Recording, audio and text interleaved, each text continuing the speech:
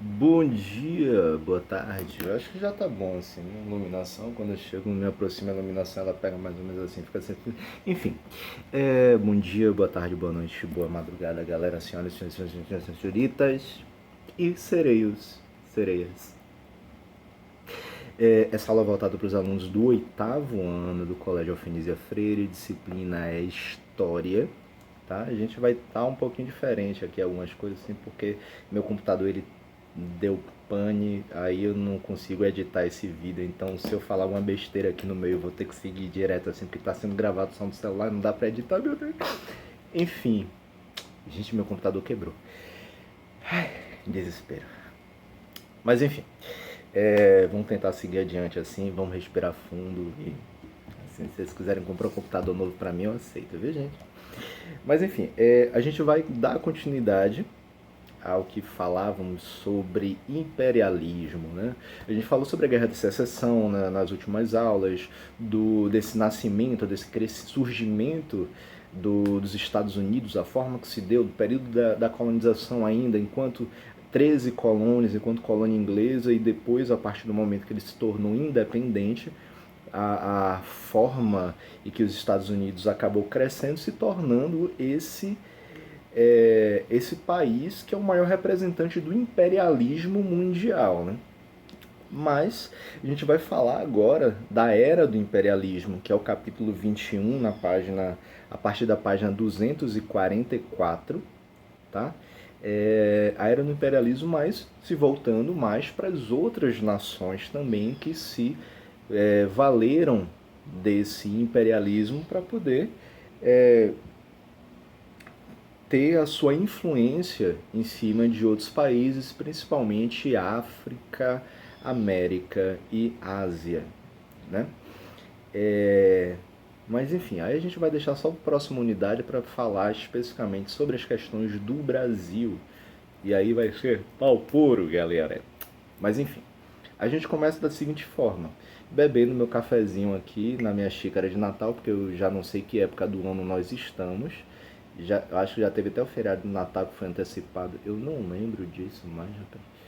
Mas enfim, estamos no Natal. Se não for Natal, sei lá, feliz ano novo pra vocês. Feliz Natal.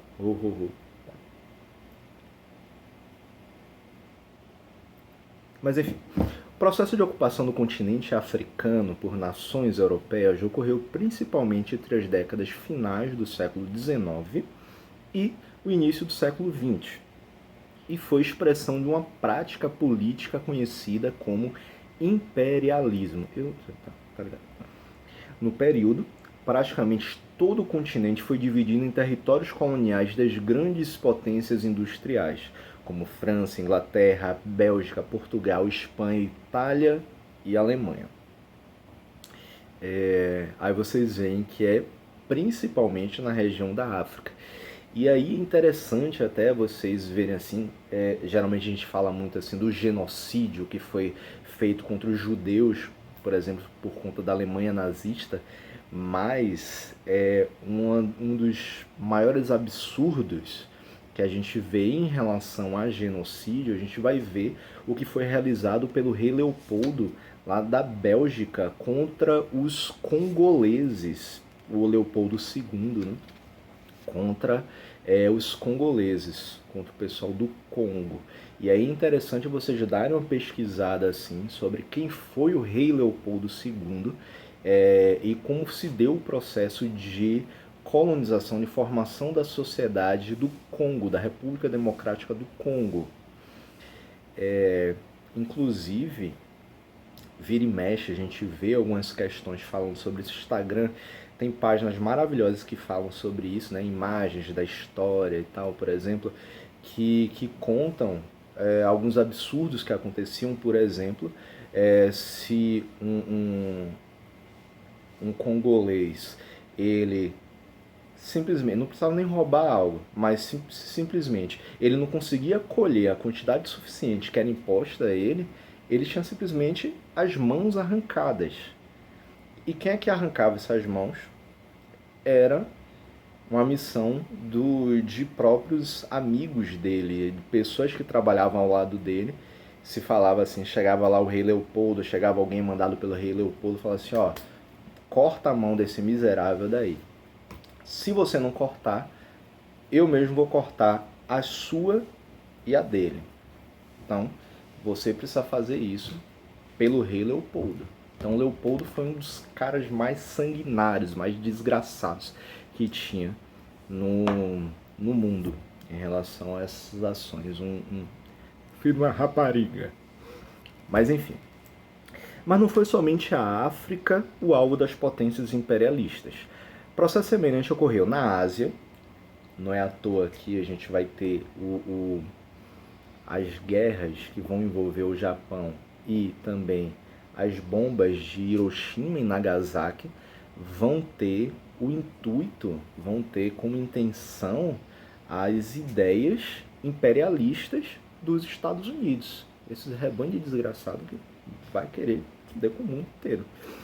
Mas enfim, processo semelhante ocorreu na Ásia e diversas regiões daquele continente foram transformados em colônias pelas potências europeias. A gente pode ver, por exemplo, a disputa até hoje por Hong Kong entre chineses e ingleses. Né? A dominação imperialista foi muito violenta. Diversos grupos sociais foram reprimidos ou exterminados para assegurar o controle dos territórios.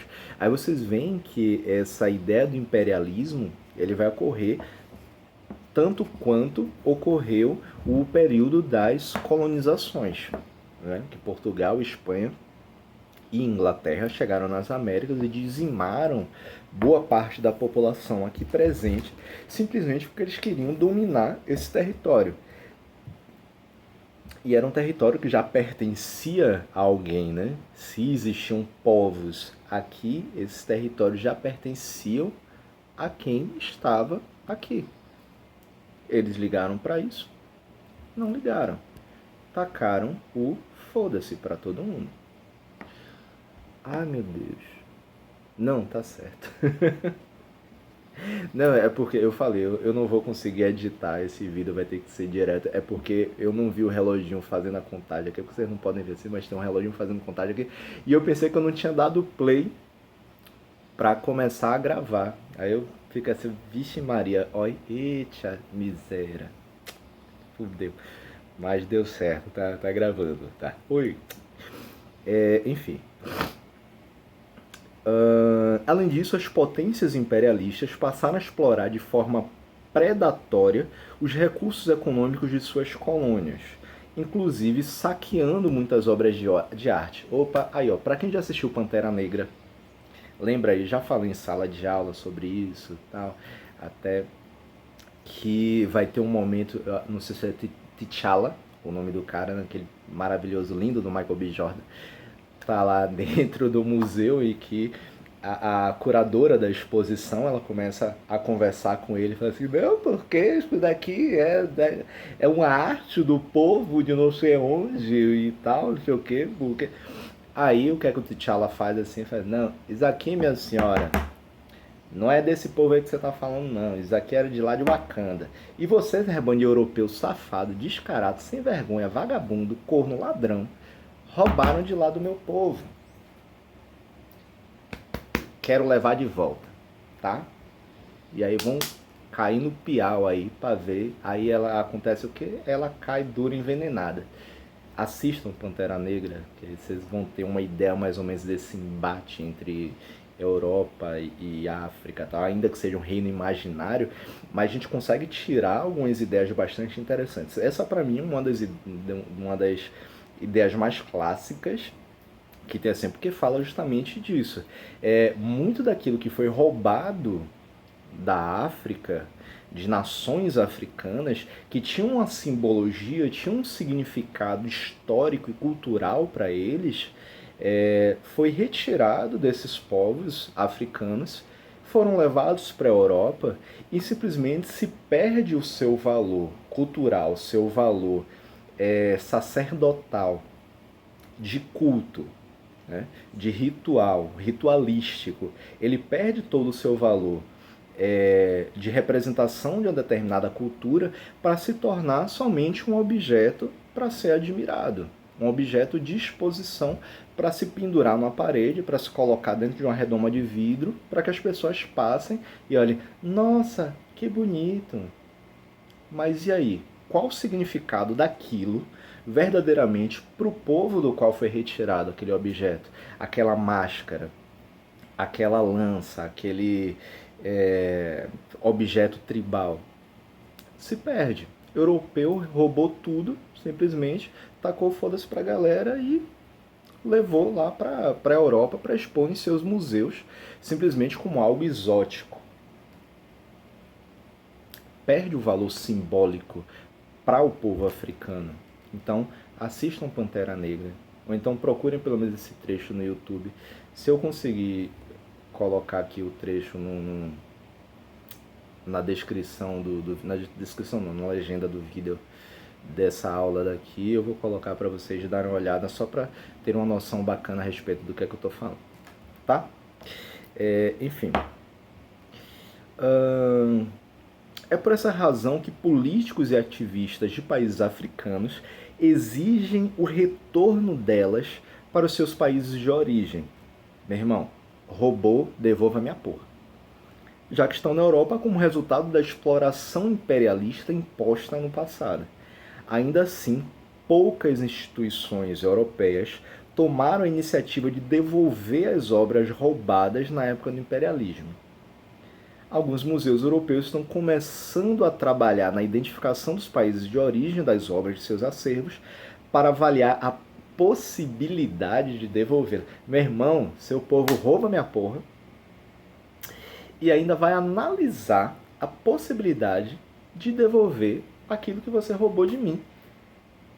Puta que pariu. É como você chega, quer dizer, não é nem emprestar um livro, né? Digamos assim, porque Lourdes empresta um livro para Ariel e aí o que é que acontece? 3 anos depois, Ariel não devolveu esse livro ainda. Aí o que é que Lourdes faz? Amigão, meu livro, tá? Devolva. Aí Ariel vai chegar assim, vai pensar assim, tá lá em casa, né? Vou pensar se eu te devolvo o seu livro, né? Eu sei que o livro é seu, mas tá tão bonitinho lá na minha estante, já tem uns 2 anos que eu não pego, nunca mais li. Se é que alguma vez já leu, né? Nunca mais eu li, nunca mais eu olhei assim. Outro dia desse eu passei para tirar o pó, que tava por cima assim, mas vou pensar se eu te devolvo. Pensar se te devolvo. Aí o que é que Lourdes faz? Quebra Ariel na porrada. Fazer o quê, né? Assim ele devolve. Mas enfim, e aí eles vão analisar ainda essa possibilidade de devolver. Não pode falar para. Esse é um dos muitos problemas do presente que são desdobramentos das políticas imperialistas adotadas no século XIX. Assim, é fundamental entender esse processo para analisar a realidade social, política, econômica e cultural dos países imperialistas e dos territórios coloniais que eles formaram. Esse é o tema deste capítulo. Então, para poder conseguir compreender esse processo, essa realidade social, política, econômica e cultural dos países imperialistas e desses territórios coloniais que se formaram, a gente vai precisar fazer uma análise sobre as motivações das invasões, dessas buscas pela conquista desses territórios por parte dos países imperialistas contra os que foram colonizados, né? Essa imagem bonitinha que a gente tem aí na página 244 é o seguinte: rebocadores puxando um navio no recém-inaugurado Canal do Panamá no ano de 1915. Você vê o tamanho da bagaceira desse navio, né? Entre o final do século XIX e o início do século XX foram inaugurados o Canal de Suez, em 1869 no Egito, de Manchester, em 1894 na Inglaterra, e do Panamá, em 1913. O Canal do Panamá fica onde? No Panamá. Porra, acertou, velho. Luara Cristal. localizadas em pontos estratégicos dos continentes africano, europeu e americano, foram abertos para facilitar o intercâmbio comercial a longa distância e permanecem em atividade até hoje.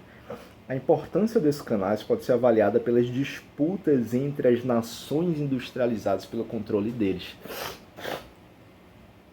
São canais extremamente importantes porque eles dividem determinados territórios, né? Então, se você domina esse canal, você domina a passagem, tentando criar mais cor assim, você domina a passagem desse local, você vai controlar quem é que pode chegar e sair desses locais, né? Quais navios, de quais bandeiras esses navios podem passar por ali. Se for de uma nação amiga, tipo, você paga um pedágiozinho mais baixo. Se for de um sacana escroto que vem de outro lugar, vai ser, opa, vai ter que pagar mais caro, viu? Não gosto de você não. Mas se pagar, né, dinheiro sempre é bem-vindo. Rivalidade entre as nações imperialistas. No final do século XIX, crescia a concorrência entre as nações industrializadas. Elas disputavam os mercados consumidores e fornecedores de matérias-primas, mão de obra e locais para investir o capital excedente.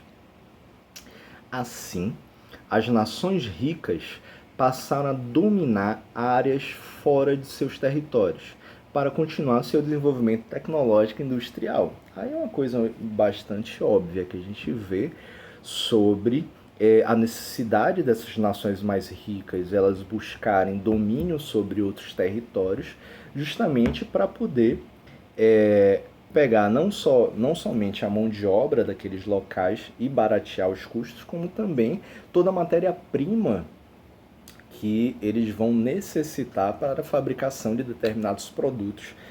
E a partir do momento que eles têm um domínio sobre essa matéria-prima, que outras nações não vão ter, eles vão enriquecer em cima disso, do trabalho em cima disso. Aí, gente, rapidinho.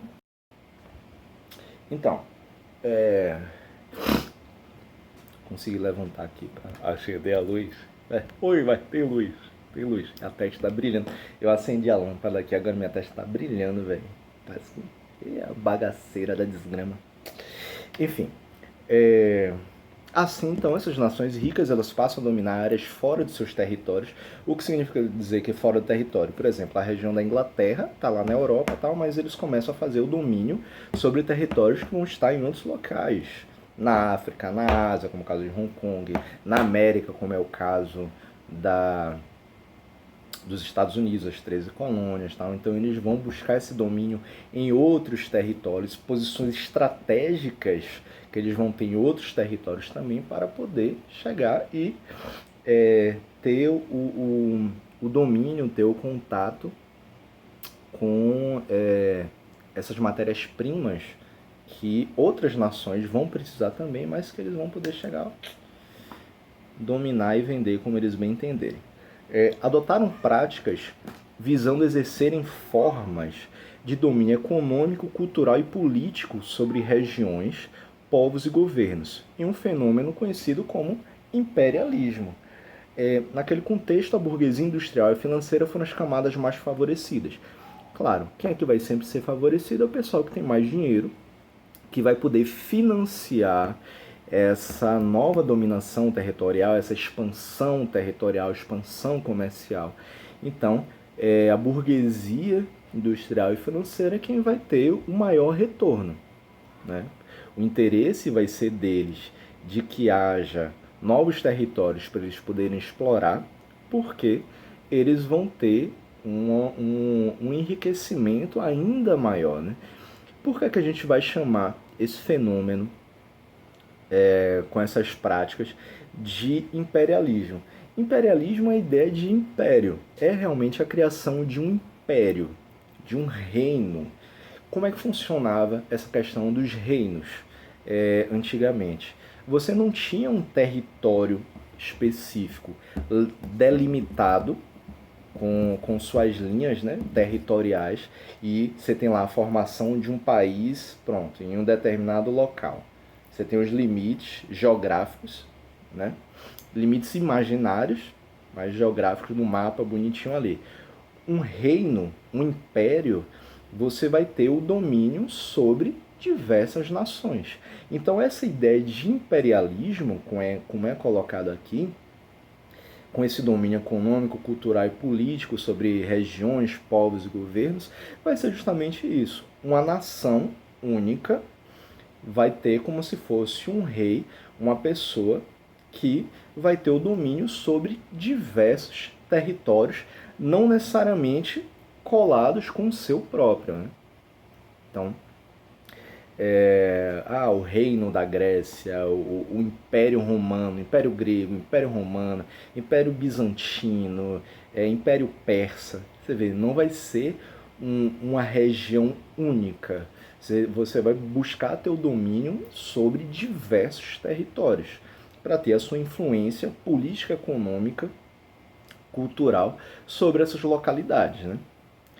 E pronto, então a burguesia industrial e a financeira são as camadas mais favorecidas, claro, porque são eles que vão financiar esse crescimento, essa expansão, porque eles precisam ter um domínio sobre outros territórios também para que haja um maior desenvolvimento comercial, para que eles possam escoar ainda mais a sua produção, barateando os custos, inclusive, porque se antes ele precisava, por exemplo, comprar matéria-prima de um determinado local, se você tiver o domínio sobre alguém que produza essa matéria-prima, você vai deixar de comprar com esse povo daqui, porque o território que pertence a você aqui já produz isso.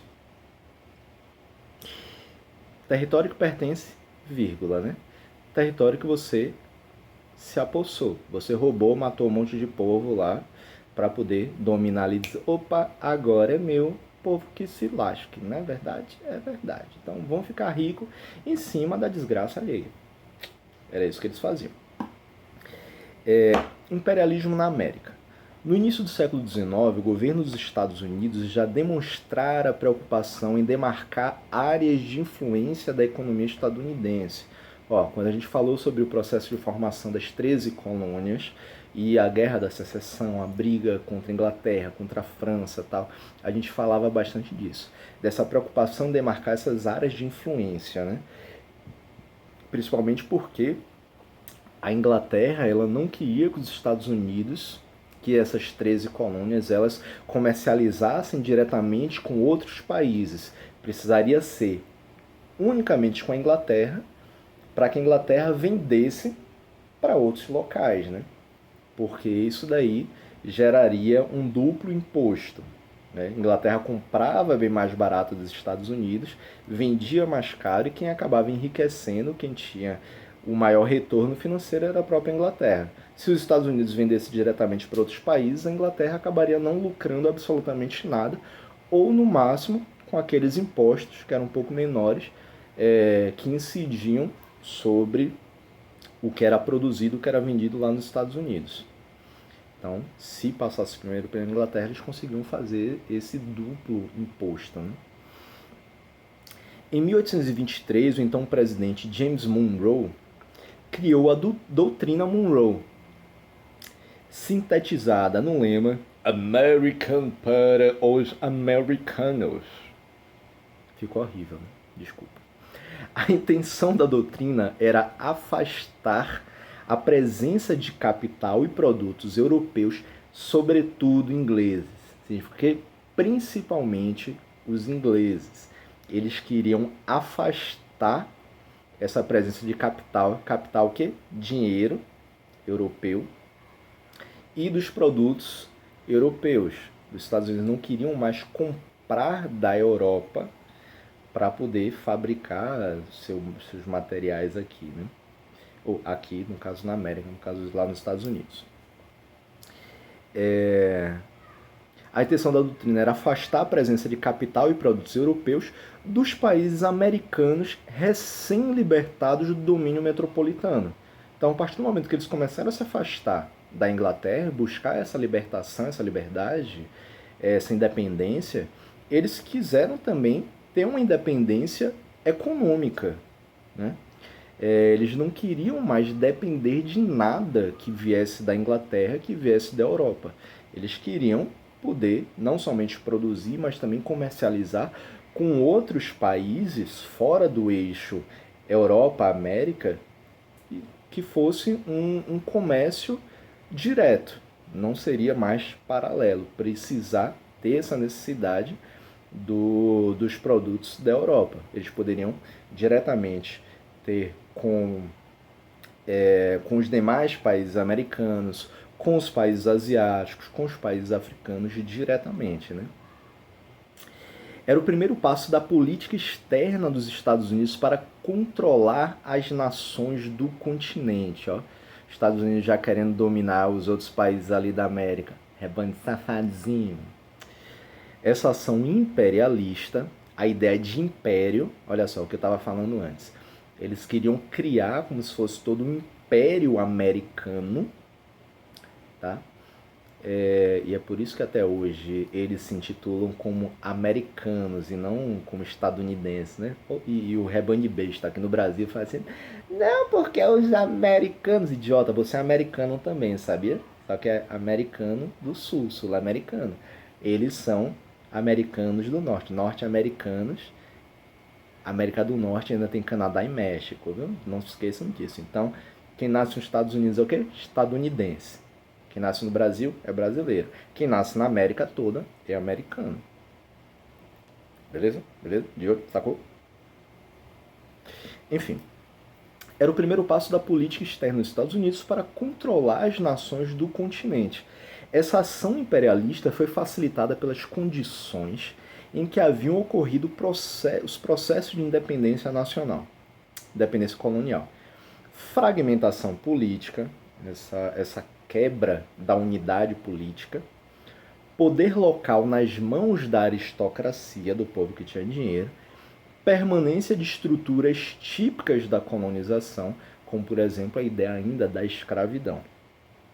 Durante o governo Roosevelt, entre 1901 e 1909, reafirmou-se a doutrina Monroe e, a pretexto de assegurar a ordem e a democracia e justificar as ações militares estadunidenses no continente. Esse rebanho vagabundo, desculpa gente, os estadunidenses, eles tinham essa ideia de criar um império americano todo sob domínio deles.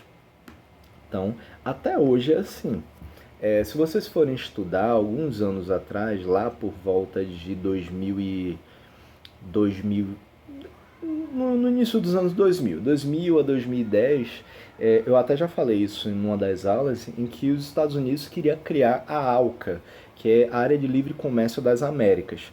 Só que assim, é uma espécie de Mercosul, só que com toda a América fazendo parte. O grande problema da ALCA, que assim, pode até ser interessante você ter um comércio facilitado entre os países das Américas. É interessante como existe no Mercosul, tipo, quebra de tarifas, as tarifas de importação e de exportação são um pouco menores do que aquelas que são para a Europa, ou, por exemplo, se você tem uma produção que ocorra Brasil, Uruguai e Argentina, eles fabricam uma determinada quantidade de um certo produto, e aí se você juntar esses três países para poder fazer comércio, tanto de compra quanto de venda, com a Inglaterra, por exemplo, você vai ter um barateamento do custo, tanto de envio quanto de para trazer, de compra, né? Só que assim, isso é interessante? De certa forma. Se os países eles tiverem um acordo que seja algo benéfico para todo mundo. Só que a ALCA, essa Área de Livre Comércio das Américas, tinha uma ideia imperialista também dos Estados Unidos, eles querendo dominar a zorra toda. Falar assim, não, ó, vamos ter uma área de livre comércio aqui, vamos ter uma diminuição das taxas de importação, de exportação. Porém, no final das contas, quem vai sair mais no lucro serei eu, Estados Unidos. Por quê? Porque eu sou o chefe dessa bagaça. Se eu sou o chefe, eu tenho mais direitos do que todos os outros. Os Estados Unidos acaba sendo um país que importa muito mais do que exporta. E a ideia da área de livre comércio seria justamente para diminuir os valores de importação dele, os valores de compra dos Estados Unidos com os demais países das Américas. Quem ia acabar saindo no lucro seria ele, porque a quantidade que ele já comprava naquela época seria basicamente mantida. O que diminuiria seria o custo para eles dessa compra. Aos demais países, a única coisa que teria uma maior facilidade seria quando eles quisessem fazer uma compra conjunta com outros países, com países da Europa, da África, da Ásia, da Oceania. Quem ia sair no lucro eram os Estados Unidos, de qualquer forma.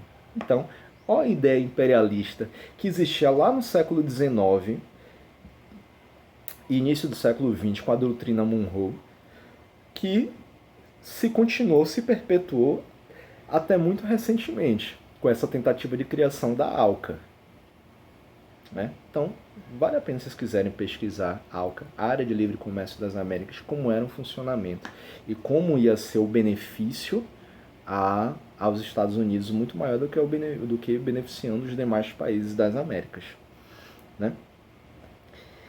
E aí a gente tem essa imagem bonitinha ainda na página 245, que é do Rogers, uma charge representando a política do presidente estadunidense Theodore Roosevelt, chamada de Big Stick, ou Grande Porrete. Essa postura orientou a política externa dos Estados no século XX, servindo como justificativa para muitas intervenções militares no continente, sobretudo na América Central. A tentativa dos Estados Unidos de impor o domínio dele, o político e econômico, sobre diversos países, principalmente na América Central, e os diversos embargos que existem, por exemplo, dos Estados Unidos em cima de Cuba, por mais que Cuba erre em várias coisas, Cuba e Venezuela, por exemplo, a gente fala, porque o comunismo, comunistas, esquerdistas, por mais que eles errem por serem ditaduras, ainda que sejam a ditadura do proletariado, se diga, os embargos econômicos, políticos e sociais que os Estados Unidos acabam financiando em cima desses países acaba gerando um grande entrave para que esses países eles tenham uma melhor orientação, eles tenham um melhor aproveitamento de suas riquezas, comercialização de suas riquezas, de suas matérias-primas com outros países, tanto da América quanto da Europa. Porque os Estados Unidos acabam embargando muitas vezes. Digamos, a Inglaterra quer comprar petróleo da Venezuela. Aí o que os Estados Unidos faz? Assim, ó, se a Inglaterra comprar petróleo da Venezuela, eles vão estar quebrando esse embargo que nós estamos colocando. E eu sei que a Inglaterra gosta de comprar chips de computador daqui dos Estados Unidos. Então, se a Inglaterra quiser comprar petróleo com a Venezuela, eu vou deixar de vender meus chips de computador para a Inglaterra. Essa é uma forma de embargo, ou uma chantagem que é feita porque a Inglaterra precisa desses chips de computadores que são produzidos pelos Estados Unidos. Aí o que é que eles preferem? Deixam de comprar com a Venezuela para poder não afetar esse comércio deles com os Estados Unidos. Então, essa é uma das formas de embargo que existe com essa noção imperialista que os Estados Unidos têm com os demais os demais países das Américas. Enfim, a gente continua na próxima aula, lá com a página 246, ações superiores. E é isso aí, galera. Valeu, até a próxima aula. Tchau, boa noite, boa tarde, bom dia.